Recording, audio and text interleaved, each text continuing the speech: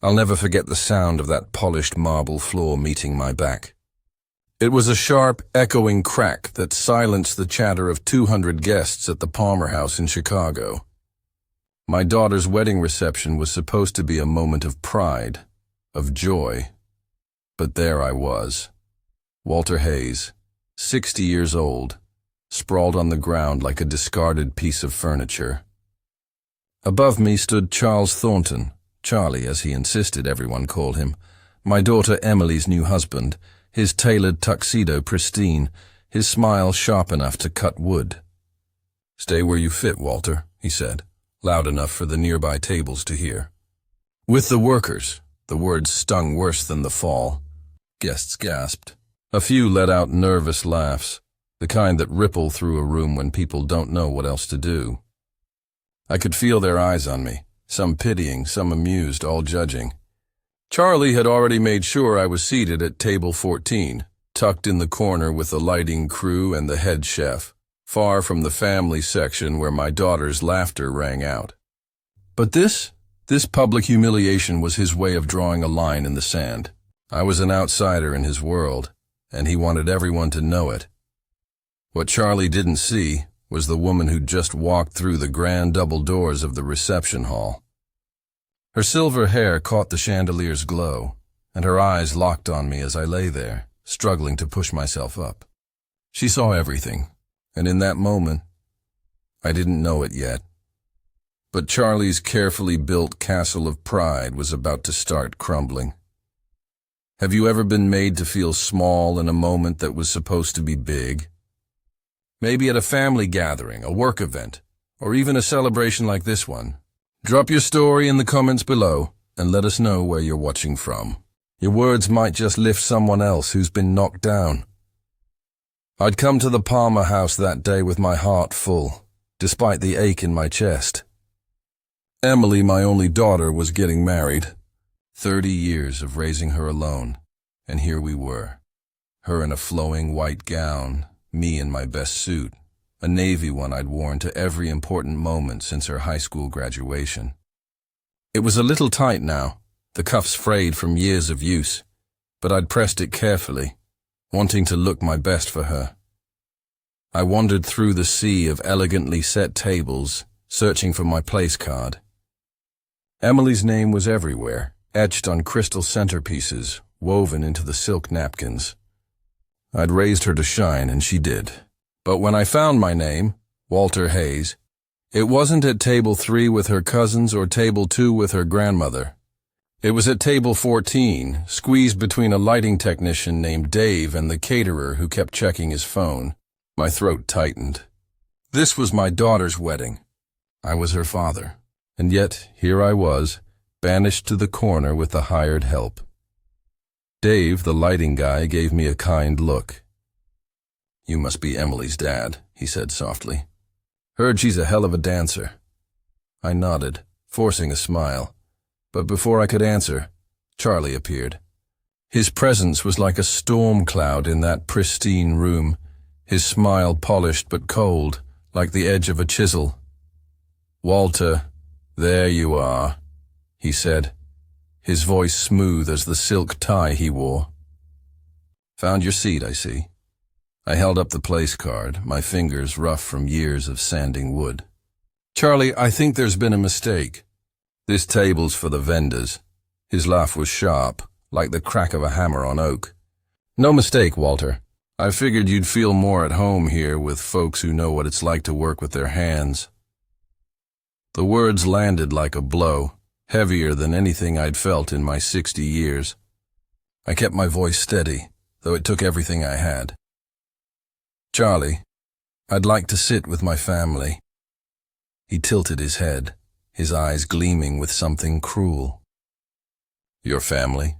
Emily's family is at the head table now. You're different." I looked across the room to table 3, where Emily's grandmother sat, her frail hand patting an empty chair meant for me. My chair. I started toward it, my steps deliberate, my dignity intact, despite the sting of his words. That's when he made his move. I reached for the chair, my fingers brushing the velvet back. Emily's cousin smiled, waving me over. But before I could sit, Charlie stepped forward, quick and precise, like a predator. Just as my knees bent, he yanked the chair away. My body hit the floor hard, the marble cold against my spine. The crack echoed through the hall, silencing the soft jazz from the band. For a moment, the world froze. Then came the laughter, scattered, uncomfortable, but there nonetheless. Guests whispered behind their wine glasses. Others stared wide-eyed.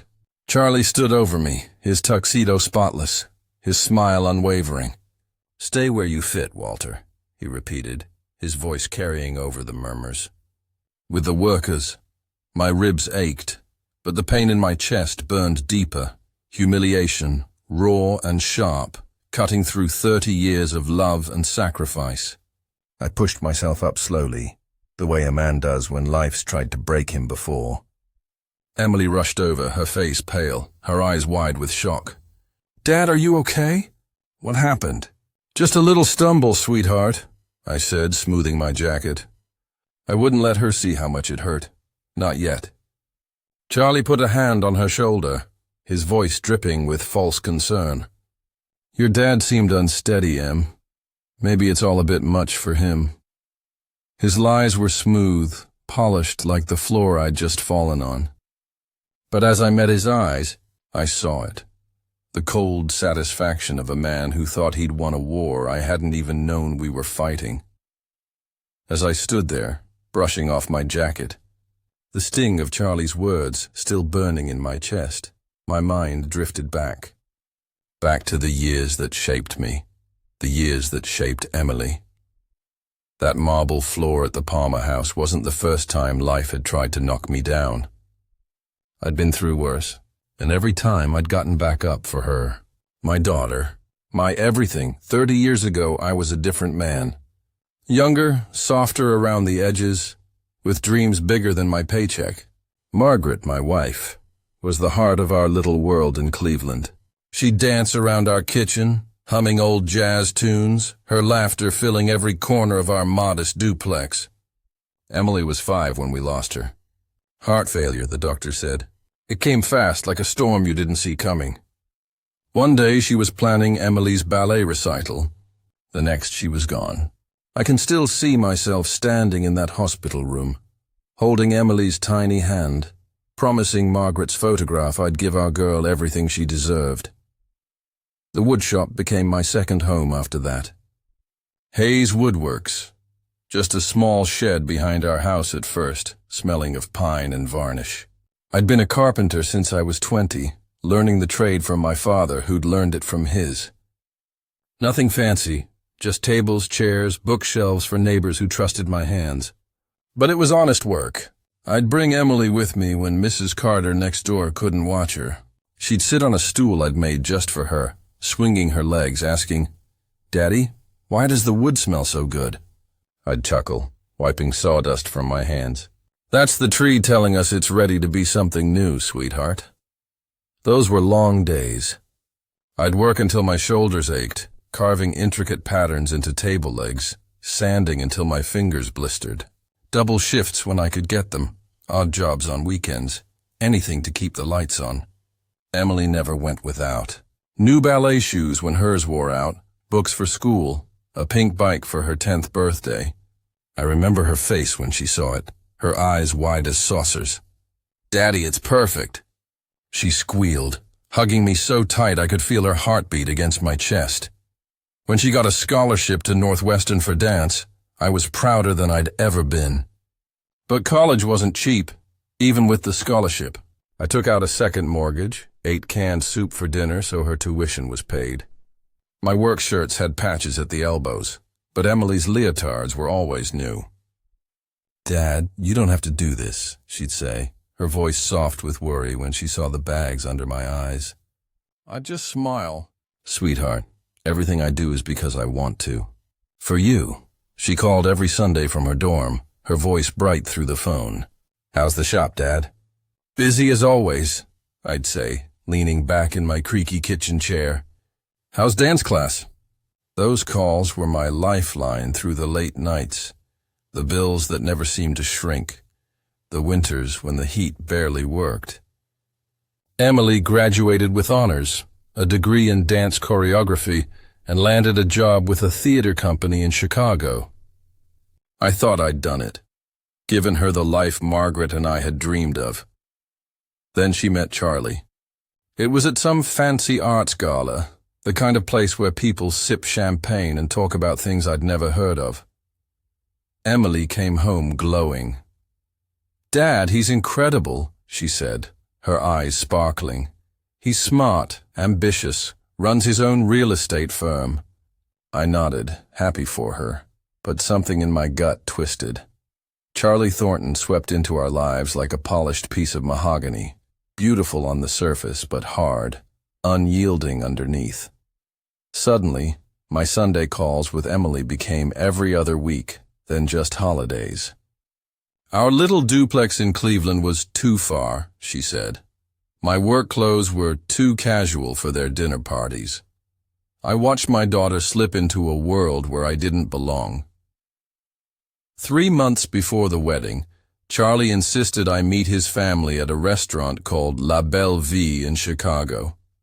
I adjusted my tie in the parking lot, feeling like a kid called to the principal's office.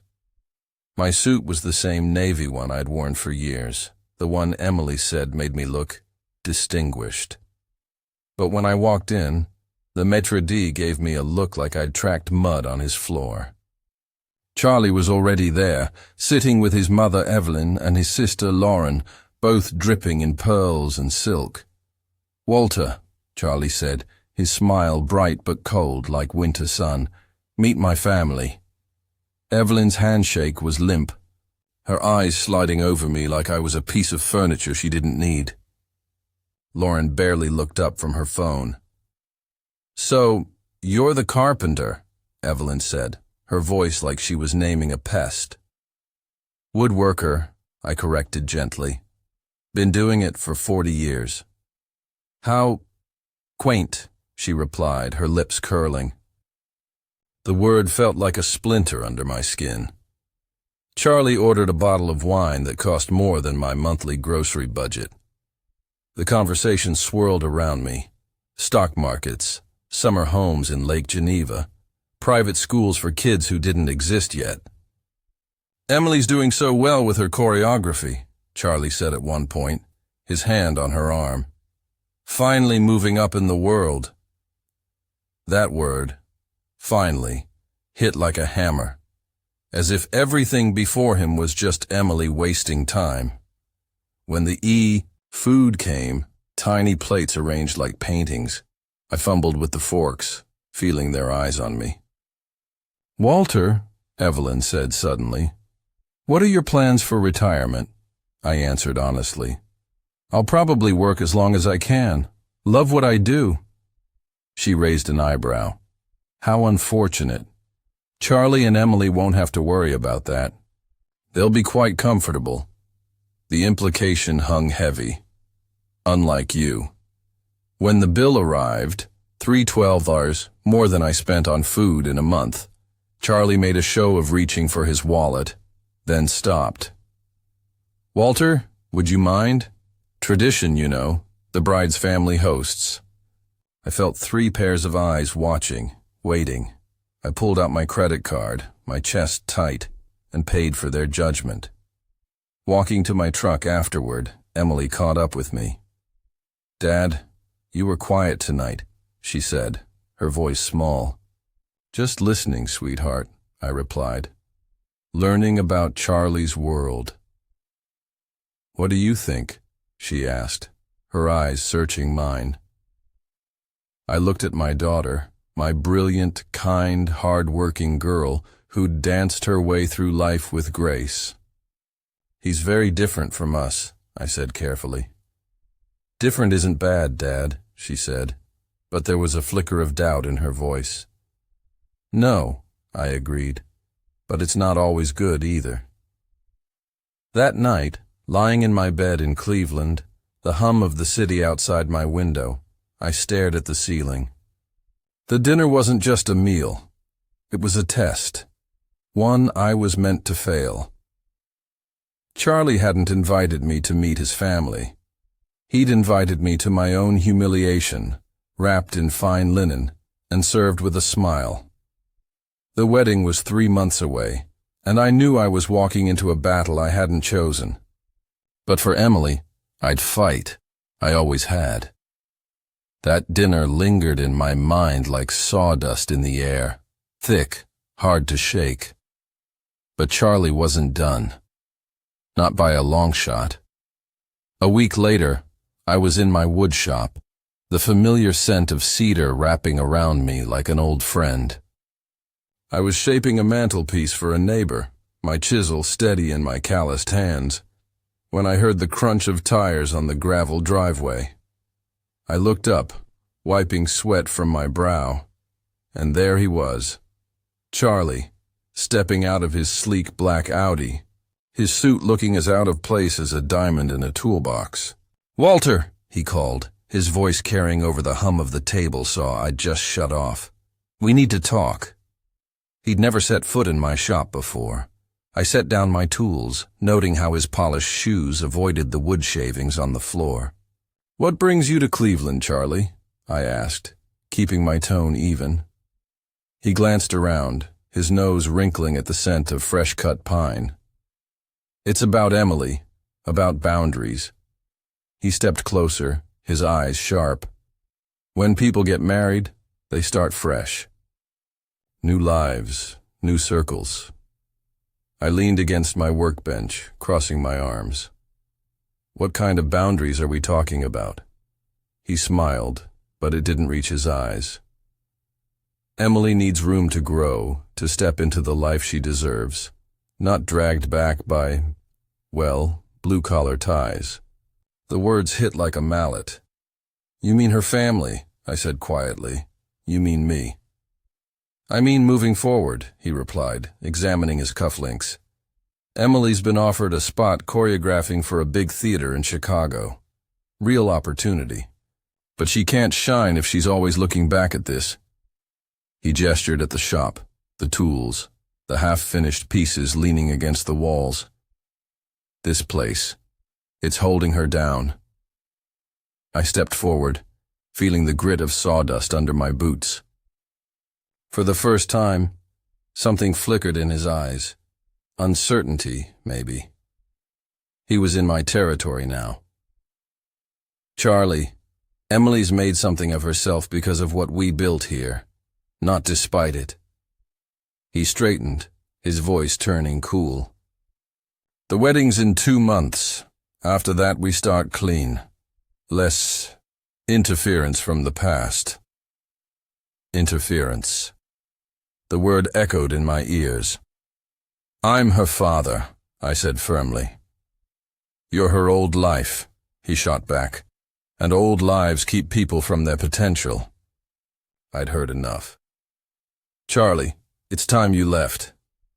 He turned toward his car, then paused at the door. "Oh, and that dinner last week? Consider it your farewell. Family events like this won't include you anymore. Emily doesn't need reminders of where she came from." He slid into his Audi and drove off, leaving a cloud of dust that settled slowly over my workbench. I stood there staring at the empty driveway, my hands clenched around a chisel I didn't remember picking up. Mrs. Carter peeked over the fence, her face lined with worry. She'd heard it all. That evening, I sat in my quiet kitchen, Margaret's photo on the mantel watching over me. "He wants to erase us, Maggie," I whispered. "Pretend Emily just appeared one day, fully formed in his world." The house felt smaller then, the walls scarred from years of life, the marks from Emily's ballet bar I'd installed, the scuffs from her first steps.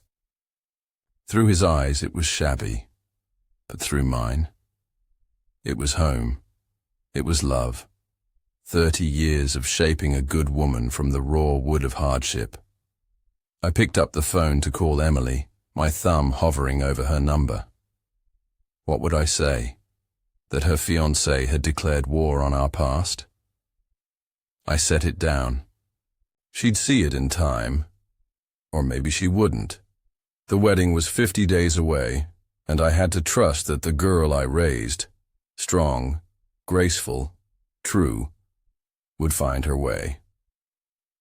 2 days after Charlie's visit, I found myself at Rosie's Diner on Euclid Avenue, nursing a cup of black coffee that had gone cold.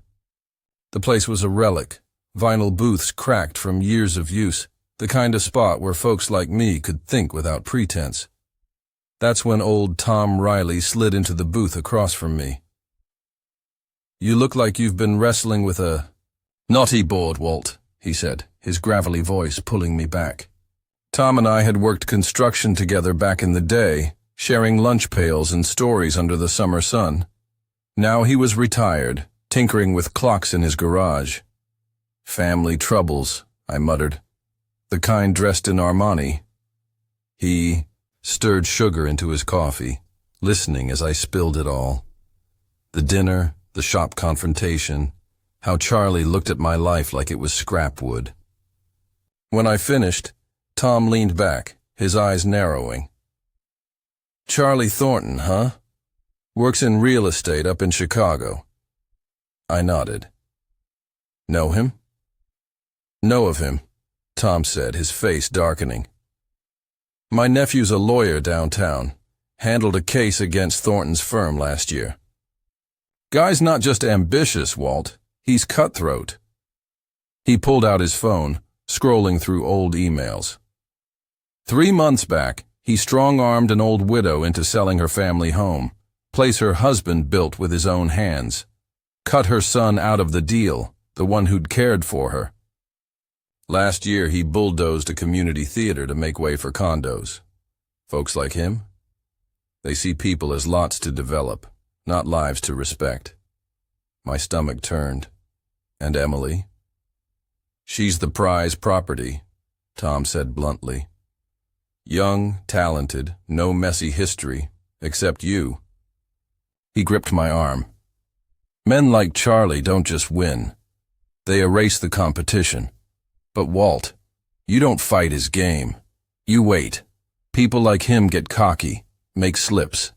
And if he doesn't, make sure Emily sees the real him before it's too late."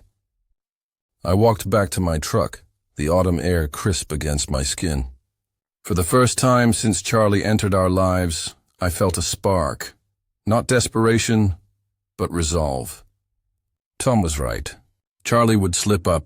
Arrogant folks always did, blind to a world where charm and cash didn't buy everything, where character outshone status. I had 50 days. 50 days to be the father Emily needed, not the obstacle Charlie painted me as. The call came late, the night before the wedding. I was in my living room polishing my shoes for tomorrow when the phone buzzed. "Dad?" Emily's voice was small, cracked like thin ice. "What's wrong, sweetheart?" Silence stretched, broken only by the distant hum of Cleveland traffic. "Then, can you come over? I know it's late, but I need you." 20 minutes later, I was at her apartment in Chicago. A sleek place with white walls and modern art, all Charlie's picks. She opened the door in sweats, her hair messy, eyes puffy from crying. The space was spotless, cold, nothing like the warm clutter of our old home. "He's at his bachelor party," she said, pouring tea with shaky hands. "Won't be back till morning." I sat on the edge of her couch, the leather creaking under me. "Talk to me, Em." She sank into a chair, burying her face in her hands. "Dad, what if I'm making a huge mistake?" The words hung there, heavy as heartwood. I'd waited months to hear them, but now I chose mine carefully. "What makes you say that?" She looked up, tears brimming. "It's the little things, the way he talks about Cleveland, about you, about us. Last week he said we should sell the old duplex after the honeymoon. Fresh start, he called it. But Dad, that house is where Mom danced with me in the kitchen." Her voice broke. "And how do you feel about that?" I asked softly, terrified, she whispered. "I love him, I think. But sometimes I feel like I'm fading into this version of me he wants. Polished, perfect, without the ballet bruises or the woodshop stories." She rubbed her arms, as if chasing away a chill. He doesn't like when I talk about growing up there. Says it makes me sound small town. He even suggested I tell people you're a contractor, not just a woodworker. Like it's something to hide. Each word twisted like a knot in my gut, but I kept steady. And what do you tell them? The truth, she said, her voice gaining strength. That my dad built our life with his hands, shelves for my books, a stage for my first recital. That he gave up his dreams so I could chase mine. I nodded, remembering the day she got that Northwestern letter. Do you recall what I said when you packed for college? A small smile broke through her tears. That I earned it, but never forget the roots that hold me up. Exactly, I said. Roots don't limit us, Em, they ground us. The question isn't if Charlie loves you, it's if he loves the real you, or just the one he's carving out. She was quiet for a long while, staring at her hands, the hands that had twirled in tutus, gripped my tools as a kid. Hands that tomorrow would hold a bouquet, maybe a ring. I don't know what to do, Dad. You don't have to decide tonight, I said, standing to hug her. But tomorrow, at that altar, ask yourself, does he make you a better you, or someone else entirely? I kissed her forehead like I had when she was little. Whatever you choose, I'm here. That's what dads do. Driving back through the empty Chicago streets, my heart felt lighter. Not triumph, just truth finally airing out. Tomorrow would bring clarity. Tonight, my girl was remembering her roots.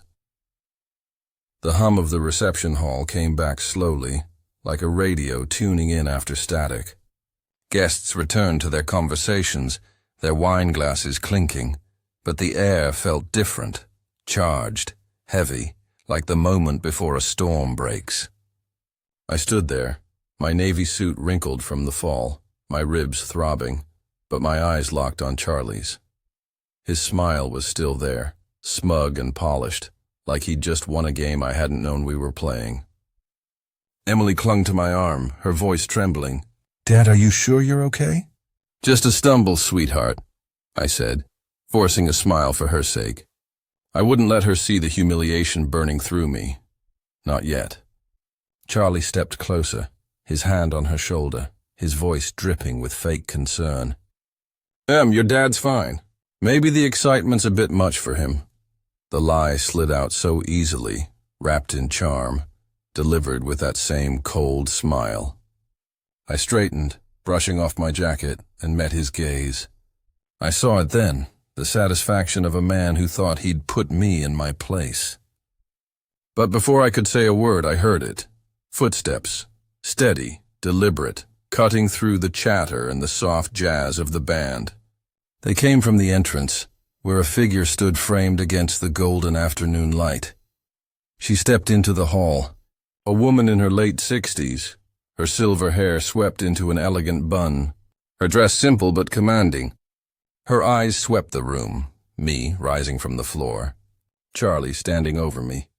Emily caught between confusion and horror. The whispers of the guests faded as her gaze locked on mine. Her face paled, and her voice, when she spoke, carried across the silence like a bell. Dear God, she said. Walter Hayes. The name hit the room like a thunderclap. Heads turned, glasses paused mid-sip. Even Charlie's smile flickered, uncertainty creeping into his eyes. I knew her then, though the years had softened her features. Margaret Sullivan. Maggie, as she'd introduced herself 20 years ago, on a snowy night in Cleveland when her car skidded off the highway and burst into flames. The memory rushed back, sharp as a chisel's edge.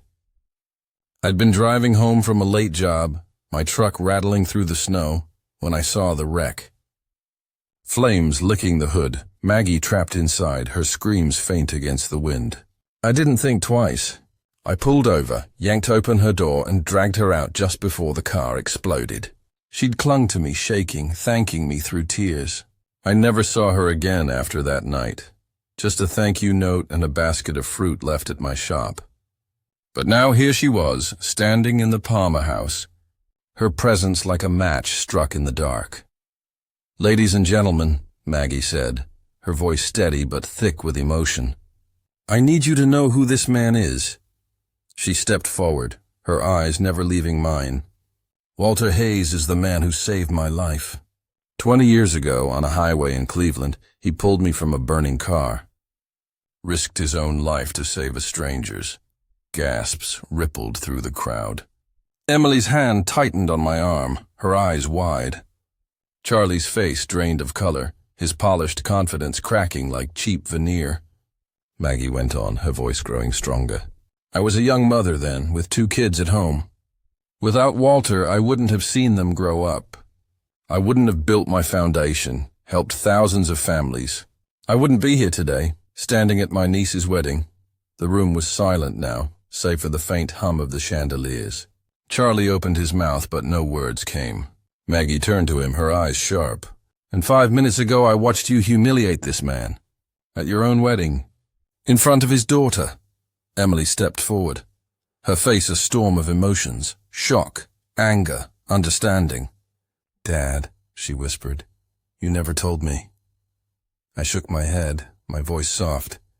Wasn't something to brag about, sweetheart. Just did what needed doing. Maggie's gaze shifted to Charlie, her voice cutting like a blade. You saw a carpenter from Cleveland and decided he wasn't worth your time. You saw calloused hands and assumed they'd never done anything that mattered. The guests were staring now, some with pity, others with disgust, not at me, but at Charlie. His mother, Evelyn, sat frozen at the head table, her pearls no longer gleaming. Emily turned to Charlie, her voice trembling but firm. You made my dad sit with the vendors. You pulled his chair away. You called him a worker, like it was an insult. Charlie reached for her, his charm faltering. Em, I can explain. Explain what? She cut him off, stepping back. That you're ashamed of my dad? Of where I come from, of me? Her voice grew stronger, each word a step toward clarity. Dad raised me to believe a person's worth isn't in their bank account. It's in their heart. Their actions. You tried to erase that, Charlie. You tried to erase him. The silence was deafening. Emily's eyes glistened with tears, but her chin was high, her shoulders steady. She slipped off her wedding ring, holding it out to him. I thought I loved you, she said, her voice breaking but sure. But I loved who I was pretending to be for you. That's not the same thing. Charlie stood there, the ring in his palm, his world unraveling. Maggie walked over to me, her hand extended. Walter, she said, her voice warm. It's an honor to see you again. I've thought of you every day for 20 years. I shook her hand, feeling a quiet strength settle over me. Just glad you're here, Maggie. You look well. Emily took my arm, her touch grounding me. Dad, she said, her voice soft but fierce. I'm so sorry. I should have seen it sooner. I pulled her close, kissing her forehead. You don't owe me an apology, sweetheart. You followed your heart. That's what I raised you to do. Charlie stood alone now, surrounded by guests who no longer met his eyes. His fairy tale wedding was crumbling, not because of me, but because of the truth he'd tried to bury. As Emily and I turned to leave, I felt Margaret's ring, my wife's, warm against my chest, where it hung on a chain. A promise kept. I hadn't just protected my daughter, I'd helped her find herself again. As Emily and I walked out of the Palmer house, the October air hit us, crisp and clean, like a fresh start. The Chicago skyline glittered against the dusk, but my heart was already back in Cleveland, in the woodshop where Emily grew up, where the smell of pine and varnish held our memories. We didn't say much on the drive home, just let the quiet hum of my old truck carry us. Emily rested her head against the window, her wedding gown folded carefully in the back, a piece of her old life left behind. Back in my shop, we sat on stools I'd built when she was small. The air was warm, heavy with the scent of wood. Emily traced the grain of a half-finished table with her finger, her eyes distant but calm. Dad, she said softly, why didn't you tell me about Maggie? About the car, the fire? I shrugged, picking up a piece of sandpaper, smoothing an edge out of habit. Didn't seem like something to boast about, sweetheart. Just did what anyone would have done. She shook her head, a small smile breaking through. Not anyone. You. She reached for my hand, her fingers soft against my calluses. I almost lost myself, Dad. I almost let Charlie make me someone I'm not. You found your way back, I said, squeezing her hand. That's what matters. She nodded, looking around the shop, at the tools, the sawdust, the life we'd built together. I want to keep dancing, Dad. Not for Charlie's world, but for me. For us. I felt Margaret's ring against my chest, warm as ever, a promise kept. Not just to my wife, but to our daughter. To let her shine. But never let her forget where her light came from. Life isn't built in the glittering halls of places like the Palmer House. It's built in the quiet moments. The ones no one sees, in woodshops, at kitchen tables, in the choices we make when the world tries to break us. Charlie thought he could erase me, erase Emily's roots, but he forgot something. Truth has a way of rising, like wood grain under polish, no matter how hard you try to cover it. What makes stories like this one stick with us is the reminder that real wealth isn't in bank accounts or fancy titles. It's in the love we give, the sacrifices we make, the values we pass down. Walter Hayes wasn't a hero because he saved a life 20 years ago. He was a hero because he built one, Emily's, day by day, with steady hands and a faithful heart. Did Walter's story make you think about your own family, your own fights for what matters? Share your thoughts in the comments. Tell us where you're watching from. Your story might just be the encouragement someone else needs. Hit subscribe to join our community and share this tale to remind someone that love and truth always outlast pride and pretense.